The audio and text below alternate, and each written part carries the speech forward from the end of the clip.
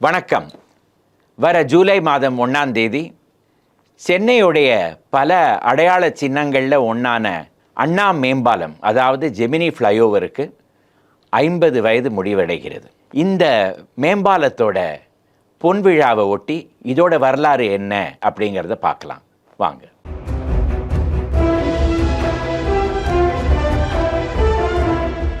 பார்த்தோன்னா இது ஒரு சின்ன மேம்பாலம் தான்.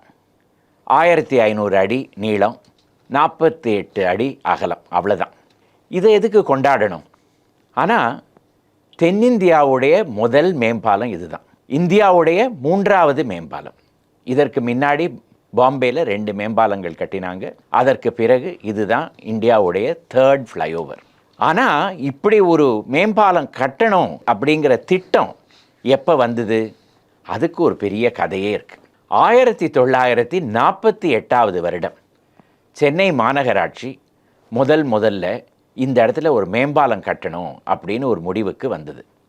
அதுவும் எப்படிப்பட்ட மேம்பாலம்? ஜெமினி சர்க்கிளில் ஆரம்பித்து தீவுத்திடல், அதாவது ஐலண்ட் கிரவுண்ட்ஸ், சென்ட்ரல் ஸ்டேஷனுக்கு அருகாமை வரைக்கும் ஒரு பெரிய ஃப்ளைஓவர் கட்டணும் அப்படிங்கிற முடிவு 1948வது ஆண்டு எடுத்தது.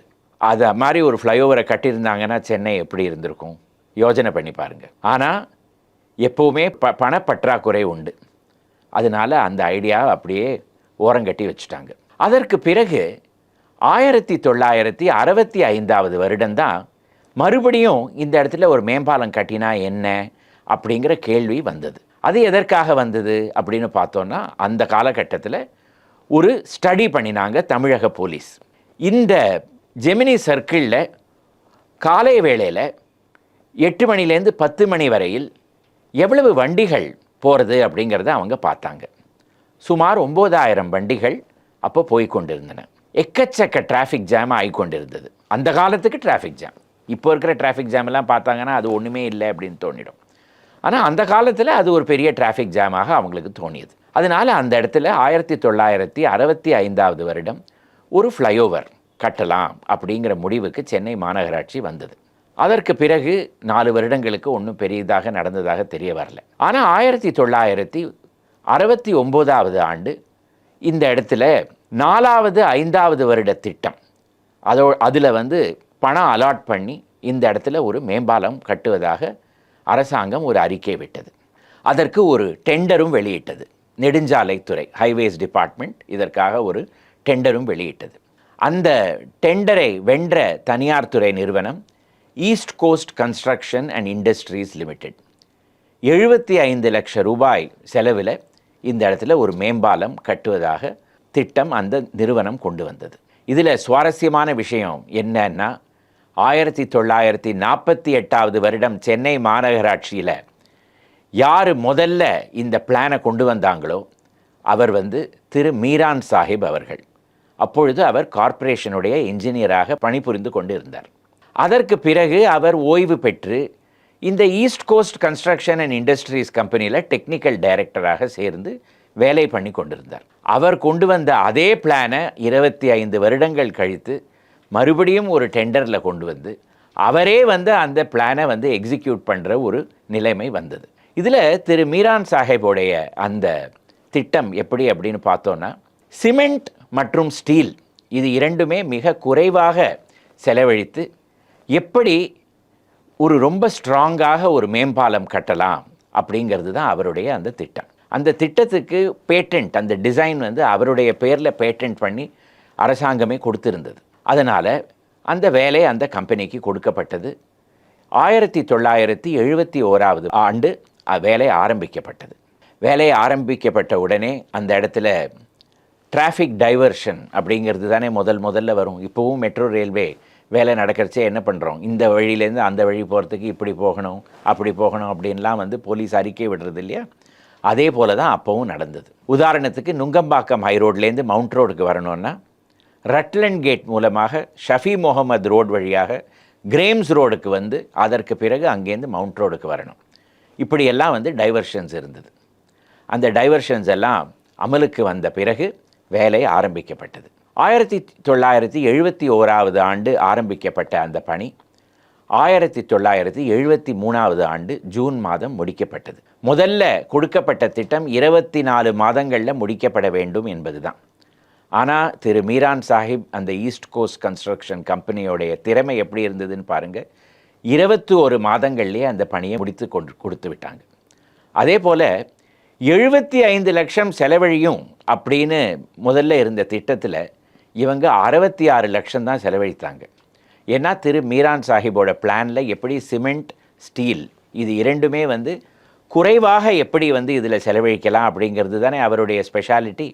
அதனால் சுமார் 6 லட்சம் ரூபாய் சேமிப்பு நடந்தது அரசாங்கத்துக்கு.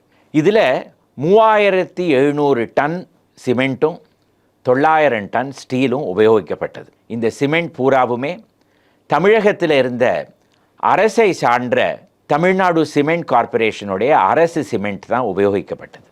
1972 வருடம் ஒரு வருடம் பணி ஆரம்பிக்கப்பட்டு ஒரு வருடம் முடிவடையும் தருணத்தில் ஜிஎன் செட்டி ரோட்லேருந்து மவுண்ட் ரோடுக்கு வர அந்த பகுதி முடிக்கப்பட்டது.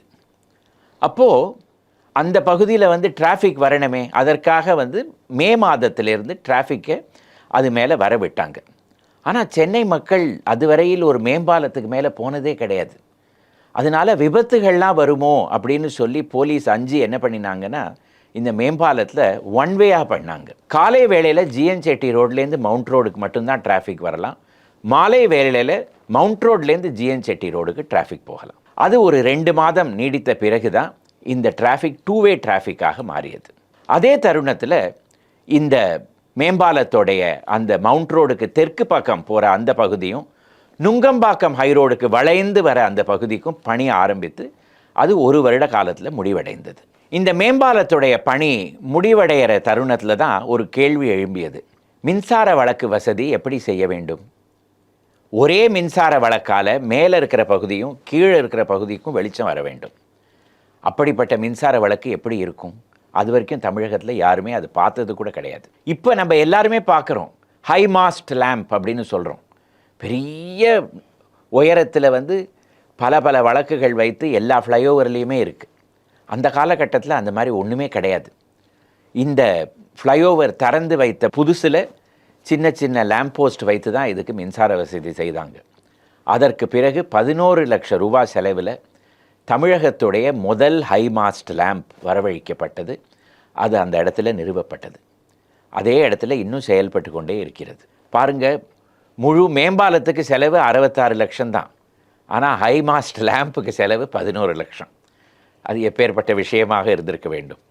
அரசாங்கம் இப்போ டோல் ரோடு அப்படின்லாம் நம்ம சொல்கிறோம். வண்டியை ஓட்டிகிட்டே போகிறோம், ஒரு பூம் பேரியர் வருது, ஃபாஸ்டேகை படிக்கிறது, உடனே அந்த பூம் பேரியர் தூக்கிறது, நம்ம அந்த பக்கம் போயிடுறோம். நம்மளுடைய கட்டணத்துலேருந்து ஒரு பகுதி அவங்க டிடக்ட் பண்ணிடுறாங்க. அந்த காலத்திலேயே 1971-72லேயே இந்த அண்ணா மேம்பாலத்தை ஒரு டோல் ரோடாக ஆக்கினா என்ன அப்படின்னு அரசு விசாரணை செய்தது.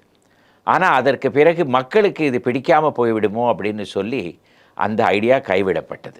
1973 வருடம் ஜூன் மாதம் பணி முடிவடைந்த உடனே இதற்கு ஒரு திறப்பு விழாவும் நடந்தது. அது ஜூலை மாதம் 1ஆம் தேதி 1973 வருடம் திரு மு கருணாநிதி அவர்கள், அப்போது அவர் தான் தமிழகத்துக்கு முதலமைச்சராக இருந்தார். அவர் மாலை வேளையில் இந்த மேம்பாலத்தை திறந்து விட்டார். அந்த திறப்பு விழா எங்கே நடந்தது? இப்போ கூட மேம்பாலத்திலேருந்து நீங்கள் நுங்கம்பாக்கம் ஹைரோடுக்கு வரச்சே ஒரு வளைவு வரும். அந்த வளைவுக்குள்ளே நீங்கள் எட்டி பார்த்தீங்கன்னா ஒரு சின்ன பூங்கா இருக்கும். அந்த பூங்காவில் தான் அந்த திறப்பு விழா நடந்தது. அந்த திறப்பு விழா நடக்கும் பொழுது பத்திரிகை நிருபர்கள்லாம் திரு கருணாநிதியிடம் இந்த மேம்பாலத்துக்கு என்ன பெயர் வைக்க போகிறீங்க அப்படின்னு கேட்டாங்க. அவர் உடனே அறிஞர் அண்ணா அப்போ தான் காலமாயிருந்தார், அவருடைய நினைவு சின்னமாக இதுக்கு அண்ணா மேம்பாலம் அப்படின்னு பெயர் வைக்கப்படும் அப்படி என்று கூறினார். இன்றி வரையில் அதற்கு அண்ணா மேம்பாலம் அப்படின்னு தான் அஃபிஷியல் பெயர். ஆனால் தமிழகத்தோட சினிமா பற்று உங்கள் எல்லாருக்குமே தெரியும். அதுக்கு அருகாமையில் இருந்தது ஜெமினி ஸ்டூடியோஸ். அந்த ஸ்டூடியோ மூடி இப்போ சுமார் 50 வருடங்கள் ஆக போகின்றன. ஆனால் இன்று வரையில் நீங்கள் யாரை கேட்டாலும் அதை ஜெமினி சர்க்கிள், ஜெமினி ஃப்ளைஓவர் அப்படின்னு தான் சொல்லுவாங்க. அதே திறப்பு விழாவில் இன்னொரு கேள்வி எழும்பியது. இந்த ஃப்ளைஓவர் பக்கத்தில் ஏதாவது சிலை வைக்க போகிறீங்களா அப்படின்னு. ஏன்னா அதற்கு 2 வருடங்கள் முன்னாடி தான் இரண்டாவது உலக தமிழ் மாநாடு நடந்தபொழுது கடற்கரையில் நிறைய சிலைகள் நிறுவப்பட்டது. திரு கருணாநிதி அவர்கள் என்ன கூறினார்கள்னா, இந்த மேம்பாலத்துடைய 2 பகுதியிலையும் 2 பக்கத்துலேயும் குதிரை வீரனோட சிலை வைக்கப்படும் அப்படி என்று கூறினார். அதற்கு என்ன காரணம்? அப்போது தான் தமிழக அரசு தமிழகத்தில் குதிரை பந்தயத்தை ரத்து செய்தது. அதற்கு நினைவு சின்னமாக 2 பக்கமும் குதிரை வீரர்களுடைய சிலை வைக்கப்படும் என்று முதலமைச்சர் கூறினார். அதே போல சிலையும் வைக்கப்பட்டது. நாளடைவில் குதிரை பந்தயம் திரும்பி வந்துவிட்டது. ஆனால் சிலை என்னமோ அங்கே தான் இருக்கிறது. இப்போ சமீப காலத்தில் வாட்ஸ்அப் பல்கலைக்கழகத்தில் ஒரு புது புருடா. அது என்னன்னா, பொன்னியின் செல்வனில் வந்த வந்தியத்தேவனோட சிலை தான் அங்கே வைக்கப்பட்டிருக்கிறது அப்படின்னு சொல்லி. ஆனால் இது முற்றிலும் பொய். அந்த காலத்தில் இந்த மாதிரி ஒரு கதை, இந்த மாதிரி ஒரு விஷயம் ஒரு பத்திரிகையிலையும் வரவும் இல்லை, முதலமைச்சர் அந்த மாதிரி கூறவும் இல்லை. இந்த மேம்பாலம் திறந்து விட்டப்பட்ட உடனே அந்த மாலை 9 மணிக்கு டிராஃபிக் மேலே ஏற ஆரம்பித்து விட்டது. அப்போது 2 பக்கமும் வளைவுகள், சுற்றுக்கள், 1 வே 2 வே இதெல்லாம் இருக்கிறதுனால சென்னையுடைய போலீஸ் கமிஷனரே திரு KR ஷெனாய் அவர்கள் அந்த இடத்துல நின்று அவரே டிராஃபிக்கை டைரக்ட் செய்ததாகவும் நமக்கு தெரிய வருகிறது. இந்த மேம்பாலம் கட்டுற பணி ஆரம்பித்த பொழுது தமிழகத்தில் ஒரே பரபரப்பு. சென்னையில் ஒரு பெரிய மேம்பாலம் கட்ட போகிறாங்களாம் அப்படின்னு சொல்லி. அதனால் 1971 வருடம் குடியரசு தினம் ரிப்பப்ளிக் டே பரேடில் அட்டவணை அந்த ஃப்ளோட்டெல்லாம் விடுவாங்க இல்லையா, மிக முக்கியமான ஃப்ளோட் இந்த ஃப்ளைஓவரோட ஒரு சின்ன மாடல் தான். அதை பார்க்கறதுக்கு ஏராளமான கூட்டம் கூடியதான். 1973 வருடம் ஃப்ளைஓவர் திறந்து வைக்கப்பட்டது. அதே வருடம் அக்டோபர் மாதத்தில் திராவிட முன்னேற்ற கழகத்தில் ஒரு பிளவு.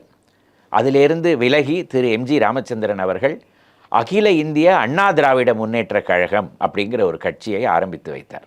அவர் அரசுக்கு வைத்த முதல் விண்ணப்பம் என்னவென்றால், அந்த திறப்பு விழா நடந்த அந்த பூங்கால தந்தை பெரியார் அவர்களுக்கு ஒரு சிலை வைக்க வேண்டும் என்பதுதான். திரு கருணாநிதி அவர்கள் முதலில் இதை மறுத்தார்கள்.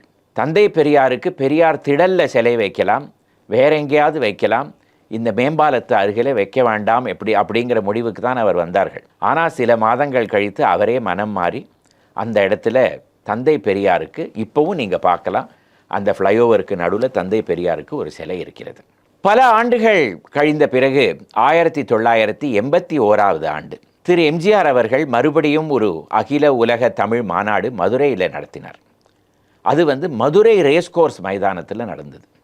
அப்போது திரு MGR அவர்கள் இந்த 2 குதிரை வீரர்களுடைய சிலையும் சென்னையிலேருந்து எடுத்துக்கொண்டு போய் மதுரையில் வைக்கலாம் அப்படின்னு ஒரு அறிக்கை விட்டார். அதுவும் பிறகு கைவிடப்பட்டது. அந்த சிலைகள் இன்னும் அப்படியே நின்று கொண்டு தான் இருக்கின்றன.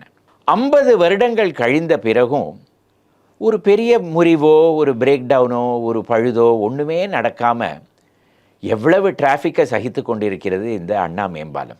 எப்பேற்பட்ட டிசைனாக இருந்திருக்க வேண்டும், எப்பேற்பட்ட கன்ஸ்ட்ரக்ஷனாக இருந்திருக்க வேண்டும். திரு மீரான் சாஹிபுடைய டிசைன், அந்த east cost construction and industries கம்பெனியோடைய அந்த எக்ஸிக்யூஷன், இதெல்லாம் தான் நம்மளை பிரமிக்க வைக்கிறது.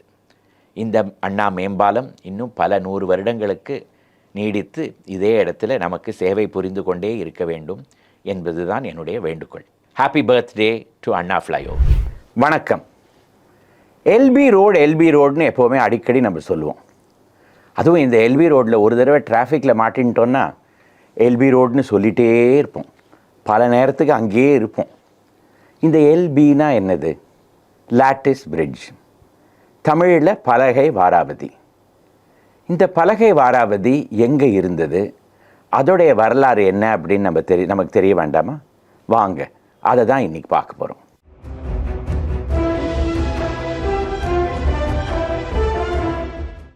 முதல்ல பலகை வாராவதியை பற்றி தெரிஞ்சுக்கிறதுக்கு முன்னாடி அங்கே இருக்கிற சில பாலங்களெல்லாம் பற்றி தெரியணும். பெரும்பாலும் மக்கள் என்ன நினச்சிட்டு இருக்காங்கன்னா, இப்போ அடையார் நதிக்கு மேலே இருக்கிற அந்த பாலம், அதாவது திருவிக்கா பாலம் அப்படிங்கிற பேரில் இருக்கிற அதுதான் பழைய பலகை வாராவதி அப்படின்னு நினச்சிட்டு இருக்காங்க. அது ஏன்னு பார்த்தீங்கன்னா, நீங்கள் ராஜா அண்ணாமலைபுரம்லேருந்து அந்த பாலத்துக்கு மேலே போய் அந்த பக்கம் அது அங்கேருந்து இறங்கின உடனே வர ரோடு தான் எல்பி ரோடு. அந்த இடத்துல அதை ஆரம்பிக்கிறதுனால இதுதான் ஒரு காலத்தில் பலகை வாராவதியாக இருந்திருக்கும் அப்படின்னு மக்கள் நினச்சிட்டு இருக்காங்க. ஆனால் அங்கே பலகை வாராவதி இருந்ததே கிடையாது. அப்போது அடையார் நதிக்கு மேலே இருந்த பாலங்கள்லாம் என்ன, அது நமக்கு முதல்ல தெரிய வேண்டாமா? முதல்ல 18வது நூற்றாண்டில் மறைமலை அடிகள் பாலம் அப்படிங்கிற பேரில் இருக்கிற இடத்துல கோஜா பெட்ரஸ் உஸ்கன் அப்படிங்கிற ஒரு பிரபல ஆர்மீனிய வியாபாரி ஒரு பாலம் கட்டினார். அந்த பாலத்துக்கு என்ன பேர்னு பார்த்தீங்கன்னா மார்மலாங் பிரிட்ஜ் அப்படின்னு பேர். அது என்ன மார்மலாங்? அந்த காலத்தில் அந்த பாலத்துக்கு கிட்ட நீங்கள் வந்தீங்கன்னா இப்போ எப்படி இருக்குது, ஒரு பக்கம் கிண்டி இன்னொரு பக்கம் சைதாப்பேட்டை இருக்குது. அதுக்கு வலது பக்கம் நீங்கள் பார்த்தீங்கன்னா இப்போ வெறும் மவுண்ட் ரோடு தான் இருக்குது. அந்த மவுண்ட் ரோடுக்கு அந்த பக்கத்தில் என்னெல்லாம் இருக்குது, சிஐடி நகர், டி நகர், இதெல்லாம் இருக்குது. அந்த காலத்தில் அது ஒரு பெரிய குளமாக இருந்தது, ஒரு பெரிய ஏரியாக இருந்தது. குளம்னு சொல்ல முடியாது, ஒரு பெரிய ஏரியாக இருந்தது. அந்த ஏரிக்கு பெயர் லாங் டேங்க் ஆஃப் மயிலாப்பூர் அப்படின்னு பெயர். இன்னொரு பெயர் வந்து மாம்பலம் டேங்க். அது ஏன் அப்படின்னு கேட்டிங்கன்னா, அந்த இடத்துல நின்று நீங்கள் மேற்கு பக்கமாக பார்த்தீங்கன்னா முதல்ல உங்களுக்கு ஏரி தெரியும். ஏரிக்கு பிறகு ரொம்ப தொலைவில் ஒரு கிராமம், அந்த கிராமம் தான் மாம்பலம் அப்படிங்கிற கிராமம். அந்த மாம்பலம்ங்கிற பெயரை தான் ஆங்கிலேயர்கள் மார்மலாங் அப்படின்னு வைத்தாங்க. அதனால தான் அந்த பாலத்துக்கு மார்மலாங் பிரிட்ஜ் அப்படின்னு பேர் வந்தது. பிற்காலத்தில் ஜன நெரிசல், மோட்டார் வண்டிகள் எல்லாம் அதிகமாகிவிடவே அந்த பாலம் இடிக்கப்பட்டு அந்த இடத்துல ஒரு சிமெண்ட்லேயோ இப்போ இருக்கிற ஒரு நவீனமான ஒரு முறையில் கட்டப்பட்ட பாலம், அதுக்கு இப்போ மறைமலை அடிகள் பாலம் அப்படின்னு பேர் கொடுத்துருக்காங்க. அதுதான் அடையார் நதிக்கு மேலே அடையார் ஆறுக்கு மேலே வந்த முதல் பாலம். அதற்கு பிறகு இது 18வது நூற்றாண்டில் அப்படின்னு நான் சொன்னேன். அதற்கு பிறகு மயிலாப்பூர்லேருந்து அடையார் பக்கம் போனோன்னா ஒரு பாலம் தேவைப்பட்டது. அந்த பாலம் தான் 1837வது வருடம் கட்டப்பட்டது. இப்போ கூட நீங்கள் அந்த பாலத்தை பார்க்கலாம். இங்கே சத்யா ஸ்டூடியோஸ்லேருந்து தாண்டி நீங்கள் நம்ம திருவிக்கா பாலத்துக்கு வரும்பொழுது இடது பக்கம் பார்த்தீங்கன்னா ஒரு பழைய பாலம் அடையாருக்கு மேலே இருக்கும். ரொம்ப அழகாக இருக்கும் பார்க்குறதுக்கு. அதுதான் அந்த பழைய பாலம். 1837வது வருடம் கட்டப்பட்ட பாலம். இன்னும் சில வருடங்களில் அதுக்கு 200 வயசு ஆகிவிடும். அந்த பாலத்துக்கு பெயர் எல்ஃபின்ஸ்டன் பிரிட்ஜ் அப்படின்னு பெயர். ஏன்னு கேட்டிங்கன்னா 1830களில் சென்னை மாகாணத்துக்கே ஆளுநராக இருந்தவர் பெயர் லார்ட் எல்ஃபின்ஸ்டன். அதனால் அந்த பாலத்துக்கு எல்ஃபின்ஸ்டன் பாலம் அப்படின்னு பெயர். அதை கட்டினவர் J Underwood, captain J Underwood அப்படிங்கிற என்ஜினியர். அவர் தான் அதுக்கு டிசைன் கொடுத்தார். அது எப்பேற்பட்ட டிசைனாக இருந்திருக்கணும் பாருங்கள். இன்னி வரையில் அந்த பிரிட்ஜ் அப்படியே இருக்குது. 1970-71 வரையில் அந்த பிரிட்ஜ் மேலே பஸ் எல்லாம் போயிட்டு இருந்தது. அப்போ இந்த திருவிக்கா பாலமே கிடையாது. நான் சின்ன குழந்தையாக இருந்தபோது, சின்ன பையனாக இருந்தபோது மயிலாப்பூர்லேருந்து அடையாருக்கெல்லாம் போனோன்னா அந்த பாலம் வழியாக தான் போவோம். 1975வது வருடத்துக்கு பிறகு தான் இந்த திருவிக்கா பாலம் கட்டப்பட்டது. அதுவும் இப்போ சமீப காலத்தில் அது பெரிய ஒரு பாலமாக மாறிவிட்டது. அதுதான் 2வது பாலம். இந்த 2 பாலம் வழியாக தான் மக்கள் மயிலாப்பூர்லேருந்தோ சென்னையோடைய பழைய சென்னையிலேருந்தோ அடையார் பக்கமோ கிண்டிக்கோ போனோன்னா இந்த மறைமலை அடிகள் பாலம் இல்லாட்டி இந்த எல்ஃபின்ஸ்டன் பாலம் இது மூலமாக தான் போய் கொண்டிருந்தாங்க. 1850களில் தெற்கு பகுதிகள்லேருந்து மரம், மீன், ஓடு இதெல்லாம் எடுத்துன்னு வரதுக்காக ஒரு கால்வாய் வெட்டினா என்ன அப்படின்னுட்டு கிழக்கிந்திய கம்பெனி யோசித்தது. அதற்கு சவுத் கெனால் அப்படின்னு பேர் வச்சாங்க. அந்த கெனால் எங்கேருந்து வந்ததுன்னு பார்த்தீங்கன்னா நம்மளுடைய கடலூர்லேருந்து கிண்டி வரையில், அடையார் வரையில் வருவதற்காக வெட்டப்பட்ட ஒரு கெனால், சவுத் கெனால். இதற்கு 50 வருடங்கள் முன்னாடியே நீங்கள் பார்த்தீங்கன்னா வடக்கு பகுதியில் நார்த் கெனால்னு ஒன்று இருந்தது. அது பேசின் பிரிட்ஜ் வரையில் வந்தது. 1877வது வருடம் சென்னை மாகாணத்தில் ஒரு பெரிய பஞ்சம் வந்தது. அந்த பஞ்சத்தில் மக்கள் பசியில் வாடி எல்லாரும் பட்டணத்துக்கு வர ஆரம்பித்து விட்டாங்க, சென்னைக்கு வர ஆரம்பித்து விட்டாங்க. இத்தனை மக்கள் சென்னைக்கு வந்த உடனே அவங்களுக்கு என்ன வேலை கொடுப்பது? அப்போது சென்னை மாகாணத்துக்கு ஆளுநராக இருந்த Duke of Buckingham and Chandos என்ன சொன்னார்னா, அந்த வடக்கு கெனாலையும் தெற்கு கெனாலையும் ஒன்றா இணைக்கிறதுக்கு சென்னை நகரம் வழியாகவே ஒரு கெனால் வெட்ட வேண்டும் அப்படிங்கிற திட்டத்தை எடுத்துக்கொண்டு வந்தார். 1876-7வது வருடங்களில் அந்த கெனால் வெட்டுற திட்டம் ஆரம்பித்தது. அதை தான் இப்போ நம்ம பக்கிங்ஹாம் கால்வாய் அப்படின்னு சொல்கிறோம்.